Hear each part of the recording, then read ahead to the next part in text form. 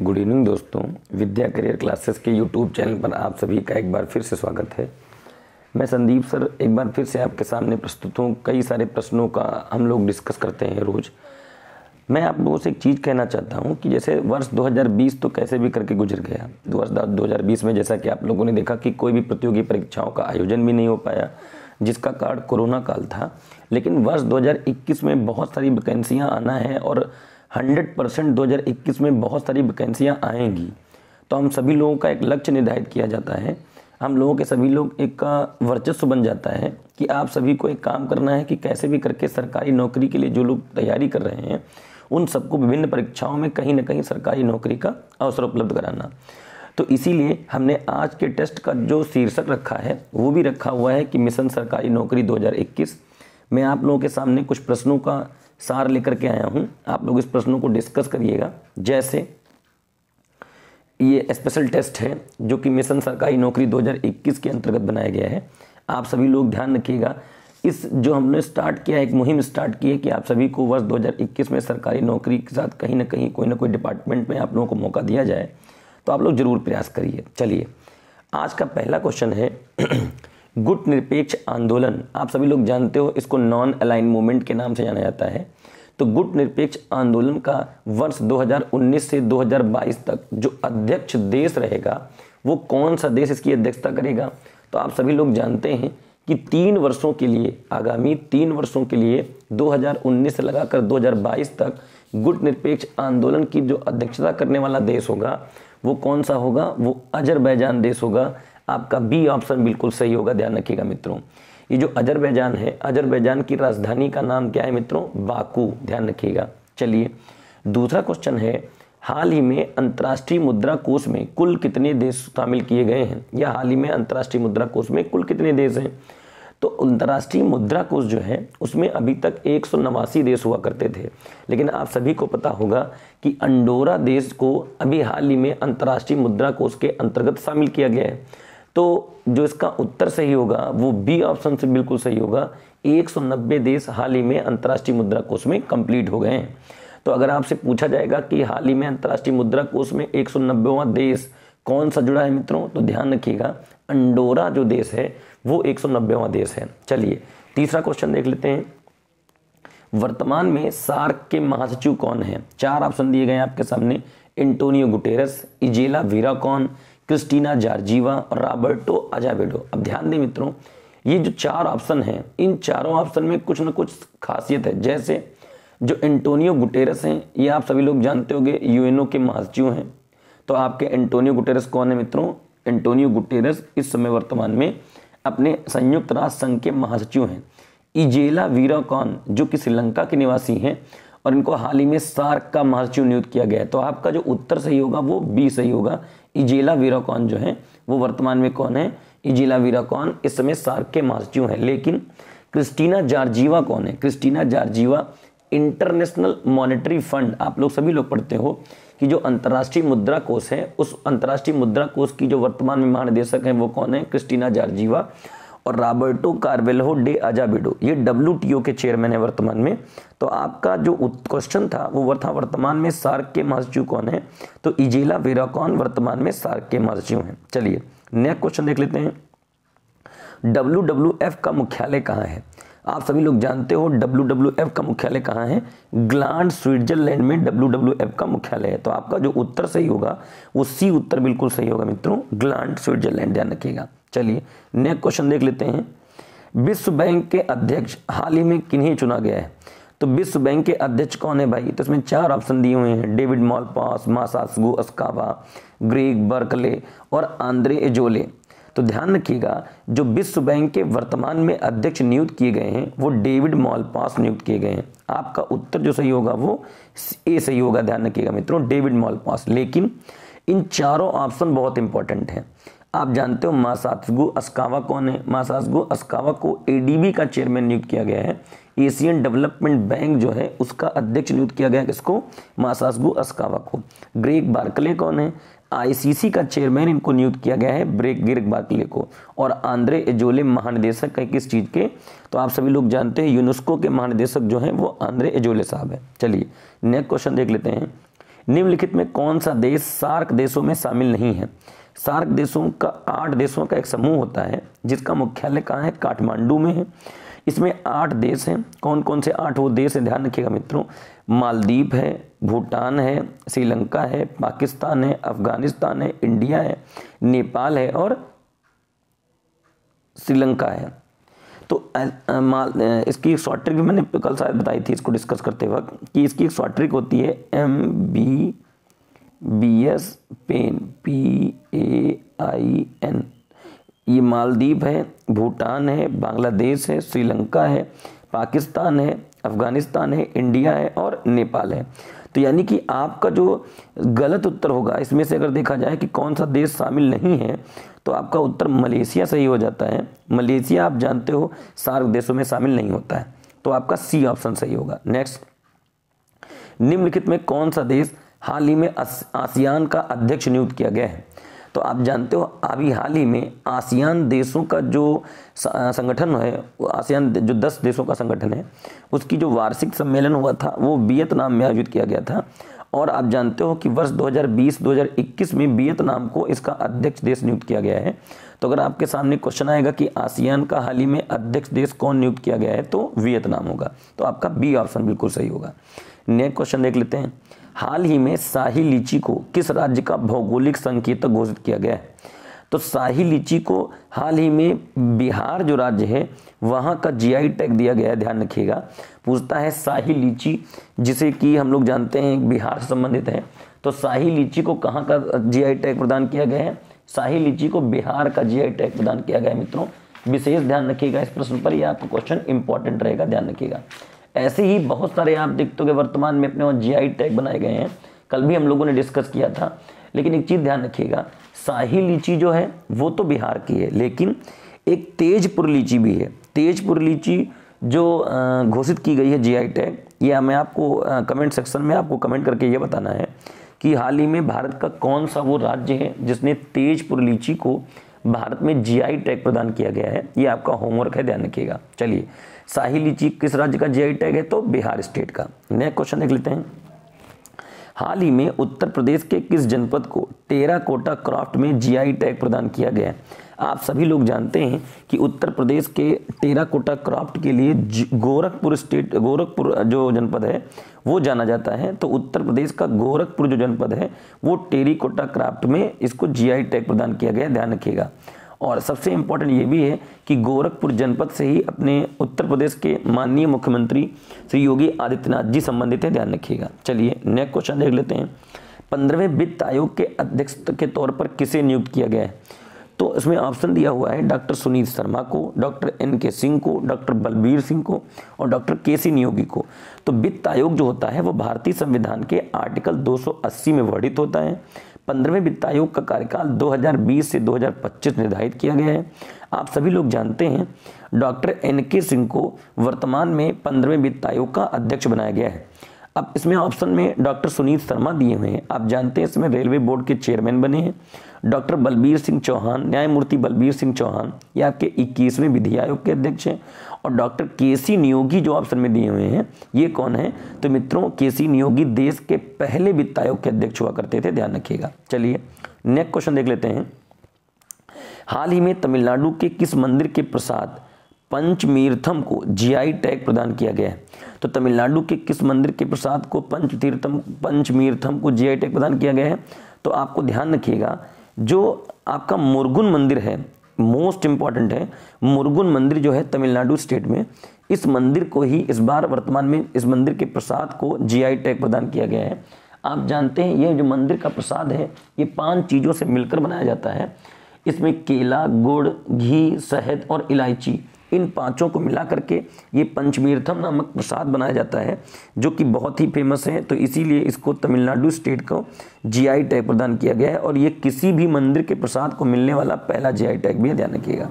चलिए next question देख लेते हैं। देखिए आप सभी लोग जानते हैं कि GI टैग इस समय बहुत हाईलाइटेड है अपने भारत में और इनसे संबंधित कई सारे प्रश्न पूछे भी जाने हैं, तो इसलिए इंपॉर्टेंट है और एक चैप्टर जरूर भाई साहब देख डालिए, ये आपके पेपर में क्वेश्चन पूछ सकता है इसका। चलिए नेक्स्ट क्वेश्चन देख लेते हैं। भारत का पहला फायर पार्क हाल ही में किस राज्य में स्थापित किया जा रहा है? तो आप सभी लोग जानते हैं कि हाल ही में भारत के उड़ीसा राज्य में, ध्यान रखिएगा मित्रों, भारत के उड़ीसा राज्य में देश का पहला फायर पार्क स्थापित किया जाता है।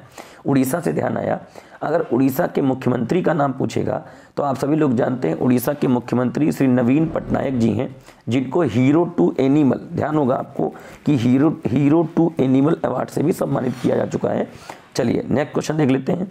टिहरी हाइड्रो पावर कॉम्प्लेक्स निम्नलिखित में किस नदी पर स्थित है? तो अभी तक हम लोग ये पढ़ते थे कि टिहरी डैम जो भारत का सबसे ऊंचा डैम है वो भागीरथी नदी पर स्थित है, जो कि उत्तराखंड में। तो यहाँ पर पूछा गया है टिहरी हाइड्रो पावर कॉम्प्लेक्स निम्नलिखित में किस नदी पर स्थित है?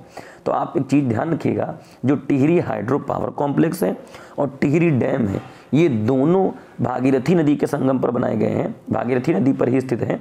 तो इसलिए आपका बी ऑप्शन बिल्कुल सही हो जाता है। चलिए मोस्ट इंपॉर्टेंट क्वेश्चन है, ब्रह्म समाज के संस्थापक थे?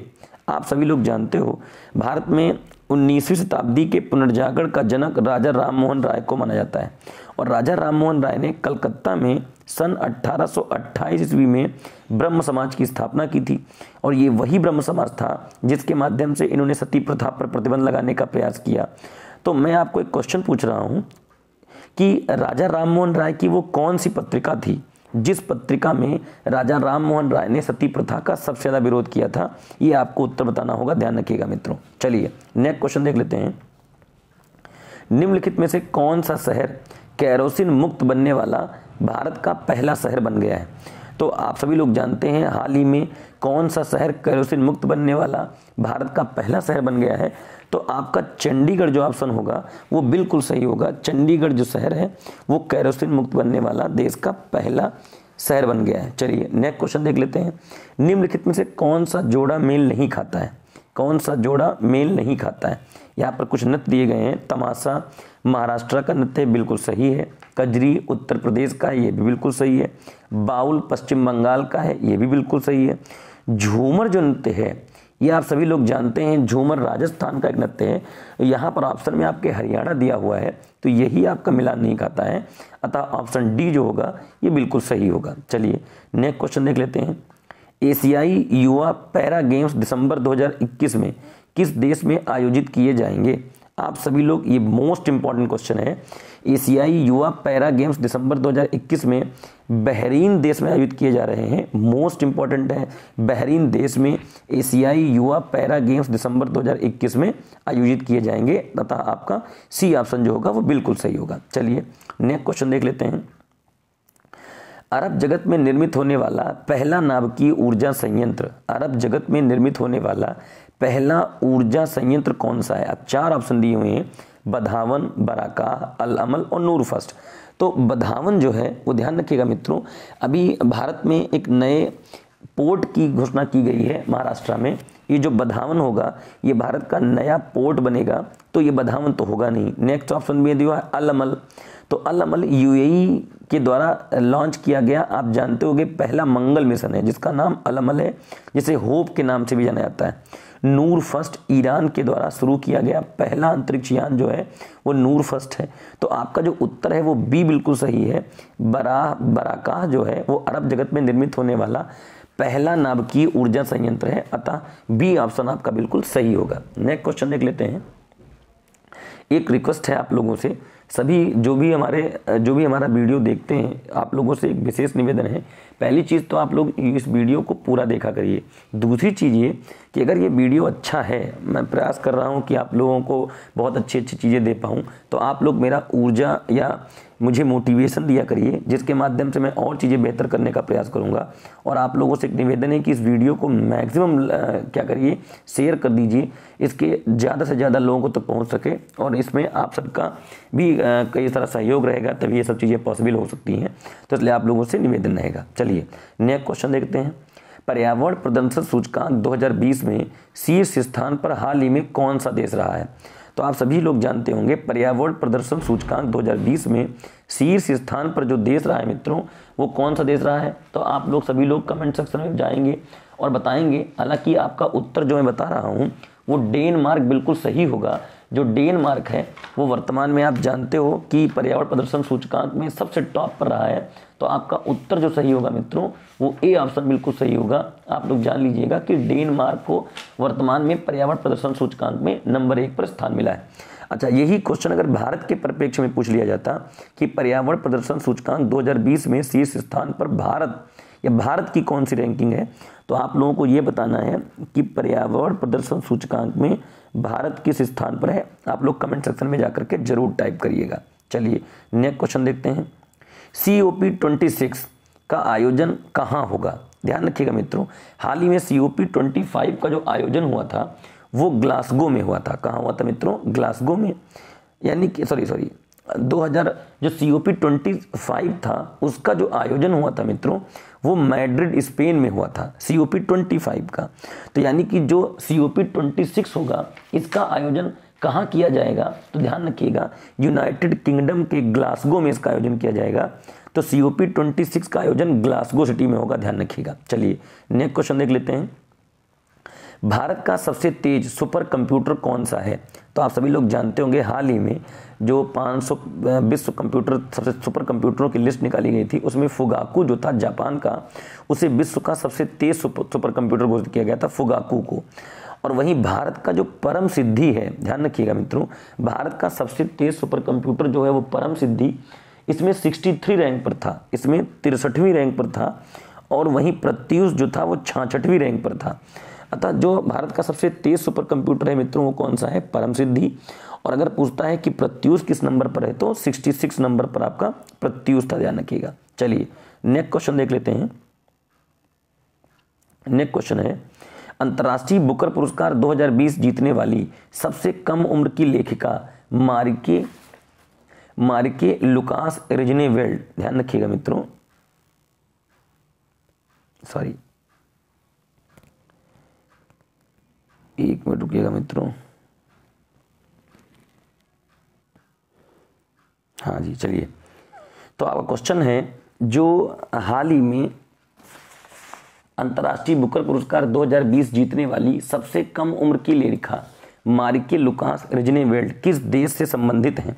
तो ध्यान रखिएगा मित्रों, जो मारिके लुकास हैं वो नीदरलैंड देश से संबंधित हैं। मोस्ट इंपॉर्टेंट क्वेश्चन है ये। और इनकी पुस्तक का नाम क्या है? तो ध्यान रखिएगा मित्रों, इनकी पुस्तक का नाम है द डिस्कम्फर्ट ऑफ इवनिंग। इनकी पुस्तक का नाम है डिस्कम्फर्ट ऑफ इवनिंग, ध्यान रखिएगा। चलिए, हाल ही में स्टैचू ऑफ पीस का उद्घाटन प्रधानमंत्री नरेंद्र मोदी जी ने कहाँ किया है? तो आप सभी लोग जानते हैं स्टैचू ऑफ पीस का उद्घाटन अभी हाल ही में जैन धर्म के गुरु के याद में सम्मान में किया है नरेंद्र मोदी जी ने, जो कि पाली राजस्थान में स्थित है। तो आपका ए ऑप्शन बिल्कुल सही होगा। कई बार स्टैचू ऑफ यूनिटी के बारे में भी पूछता है, तो अगर आता है स्टैचू ऑफ यूनिटी कहाँ पर हुआ है, तो आप सभी लोग जानते हैं statue of unity Gujarat state में है। अभी भारत में 6 सीधी ट्रेन चलाई गई स्टैचू ऑफ यूनिटी के लिए, आप जानते होंगे। चलिए नेक्स्ट क्वेश्चन देख लेते हैं। हाल ही में देश के किस राज्य में पहला इंडोर स्काई पार्क, ध्यान रखिएगा मित्रों, हाल ही में देश के किस राज्य में पहला इंडोर स्काई पार्क स्थापित किया गया है? कहाँ पर? तो आपका हिमाचल प्रदेश स्टेट जो है वहाँ पर भारत ने अपना पहला इंडोर स्काई पार्क स्थापित किया है, ध्यान रखिएगा। चलिए नेक्स्ट क्वेश्चन देखते हैं। दिल्ली का प्रसिद्ध लाल किला तथा जामा मस्जिद किस राजा ने बनवाया था? तो दिल्ली का प्रसिद्ध लाल किला और जामा मस्जिद आप सभी लोग जानते हैं कि जो भारत में स्थापत्य कला का स्वर्ण युग कहा जाता है वो शाहजहां के काल को कहा जाता है। शाहजहां ने प्रसिद्ध ताजमहल का भी निर्माण करवाया था। तो आपका 25 का डी ऑप्शन सही होगा, शाहजहां। चलिए नेक्स्ट क्वेश्चन देख लेते हैं। भारत के किस व्यक्ति को भारत का मार्टिन लूथर किंग कहा जाता है? अब ध्यान रखिए मित्रों, भारत का मार्टिन लूथर स्वामी दयानंद सरस्वती को कहा जाता है। आपका उत्तर जो होगा वो बी ऑप्शन बिल्कुल सही होगा। और दयानंद सरस्वती को भारत में शुद्धि आंदोलन का जनक भी कहा जाता है। और इन्होंने ही भारत में सबसे पहले, आप सभी लोग जानते हो कि वेदों की ओर लौटो का नारा दिया था। और दयानंद सरस्वती ने 1874 में अपनी सबसे चर्चित पुस्तक सत्याग्रह प्रकाश का प्रकाशन किया था। और सबसे इम्पॉर्टेंट पॉइंट अब ये भी पूछा जाता है कि जो सन 1875 में आर्य समाज की स्थापना किसने की थी? तो आर्य समाज की स्थापना भी दयानंद सरस्वती साहब ने ही की थी, ध्यान रखिएगा। चलिए नेक्स्ट क्वेश्चन लेते हैं। विश्व पोलियो दिवस कब होता है? आपके सामने ऑप्शन है 24 अक्टूबर, 19 नवंबर, 14 अक्टूबर और 12 नवंबर। तो विश्व पोलियो दिवस जो होता है वो 24 अक्टूबर को होता है। ए ऑप्शन आपका बिल्कुल सही होगा। चलिए क्वेश्चन नंबर 28 देख लेते हैं। हाल ही में भारत और खाली स्थान है देश के मध्य गाजियाबाद में संयुक्त सैन्याभ्यास इंद्रधनुष 2020 का आयोजन हुआ है। अब ध्यान दें, भारत और कौन से देश के मध्य अभी हाल ही में इंद्रधनुष 2020 का आयोजन हुआ है? तो भारत और ब्रिटेन जो देश था इसके मध्य हाल ही में गाजियाबाद में संयुक्त सैन्याभ्यास हुआ जिसका नाम दिया गया था इंद्रधनुष 2020। तो आपका उत्तर बिल्कुल सही जो होगा वो ब्रिटेन होगा। सी ऑप्शन आपका एकदम करेक्ट होगा, ध्यान रखिएगा मित्रों। चलिए नेक्स्ट क्वेश्चन देख लेते हैं। एशियाई फिल्म पुरस्कार अकादमी द्वारा 14वें एशियाई फिल्म पुरस्कारों की घोषणा की गई है। इसमें किसे सर्वश्रेष्ठ फिल्म का पुरस्कार प्रदान किया गया है? तो एशियाई फिल्म पुरस्कार अकादमी, और ध्यान रखिएगा मित्रों जो जिनको ऑस्कर पुरस्कारों के नाम से जाना जाता है, तो 92वें ऑस्कर पुरस्कार और एशियाई फिल्म पुरस्कार अकादमी द्वारा सर्वश्रेष्ठ फिल्म जो घोषित की गई है वो पैरासाइट को घोषित किया गया है। ए ऑप्शन आपका बिल्कुल सही होगा, ध्यान रखिएगा। लेकिन यही ब्रिटिश अकादमी के पुरस्कार आते और पूछता बाफ्टा में, तो फिर 1917 आपका उत्तर बिल्कुल सही होता, क्योंकि 1917 को बाफ्टा का बेस्ट मूवी का अवार्ड और पैरासाइट को एशियाई फिल्म पुरस्कार एवं किसका पुरस्कार, ऑस्कर पुरस्कार में बेस्ट मूवी का खिताब मिला है, ध्यान रखिएगा। चलिए नेक्स्ट क्वेश्चन देख लेते हैं। निम्नलिखित में से किस देश को फीफा अंडर 17 महिला विश्व कप 2022 के लिए मेजबानी का अधिकार दिया गया है? अब ध्यान दीजिए, जो पुरुषों का फुटबॉल वर्ल्ड कप है वो आप सभी लोग जानते हो कि 2022 में जो पुरुषों का फुटबॉल वर्ल्ड कप होगा वो दोहा कतर में आयोजित किया गया है। लेकिन यहाँ पर जो फीफा अंडर 17 महिला विश्व कप 2022 के लिए मेजबानी का अधिकार दिया गया है वो भारत देश को दिया गया है। ए ऑप्शन आपका बिल्कुल सही होगा। चलिए नेक्स्ट क्वेश्चन देख लेते हैं। पुस्तक जुगलबंदी द बीजेपी बिफोर मोदी पुस्तक के लेखक कौन है? ध्यान रखिएगा मित्रों, एक मिनट रुकिएगा, इसमें वीडियो में हौच। जी हाँ, तो आपके सामने 4 ऑप्शन दिए हुए हैं, चंद्रबाबू नायडू, विनय सीतापति, अमित त्रिपाठी और पंकज सिंह। तो आपका जो उत्तर सही होगा वो विनय सीतापति जी हैं, जिन्होंने हाल ही में पुस्तक जुगलबंदी द बीजेपी बिफोर मोदी लिखा है, ध्यान रखिएगा। चलिए नेक्स्ट क्वेश्चन देख लेते हैं। माइंड मास्टर किस खिलाड़ी की आत्मकथा का नाम है? आप सभी लोग जानते हो माइंड मास्टर का मतलब वो व्यक्ति जिसने दिमाग से बहुत बेहतरीन चीज़ें की हों। तो दिमाग में सबसे ज़्यादा जो दिमाग लगता है वो एक ही खेल में लगता है, और वो कौन सा है? वो चेस है। और चेस को कौन खेलते हैं? विश्वनाथ आनंद साहब खेलते हैं। तो विश्वनाथ आनंद जी जो हैं उन्हीं को माइंड मास्टर उनकी पुस्तक का ही नाम है, जो उनकी ऑटोबायोग्राफी है, ध्यान रखिएगा। चलिए नेक्स्ट क्वेश्चन देख लेते हैं। हाल ही में भारत का पहला काई या हरिता या मॉस गार्डन किस राज्य में विकसित किया जा रहा है? तो ये आप सभी लोग जानते हैं, अभी हाल ही में उत्तराखंड ने कुछ दिन पहले, आपको याद होगा हम लोगों ने डिस्कस भी किया था कि लाइकेन पार्क डेवलप किया था। तो ऐसे ही भारत में पहली बार काई या हरिता या मॉस गार्डन जो स्टार्ट करेगा वो उत्तराखंड स्टेट स्टार्ट करेगा। आपका बी ऑप्शन बिल्कुल सही होगा। चलिए नेक्स्ट क्वेश्चन देख लेते हैं। महिलाओं हेतु नामित इंफ्रास्ट्रक्चर वाला पहला शहर कौन सा है? तो महिलाओं हेतु नामित इंफ्रास्ट्रक्चर वाला पहला शहर दोस्तों मुंबई बनाया गया है। बी ऑप्शन आपका बिल्कुल सही होगा। चलिए नेक्स्ट क्वेश्चन देख लेते हैं। विश्व का कौन सा देश जिसने स्कूलों, कॉलेजों, विश्वविद्यालयों में मुफ्त सैनिटरी पैड उपलब्ध करवाने की योजना बनाई है? तो आप जानते हैं विश्व का कौन सा देश है? तो स्कॉटलैंड।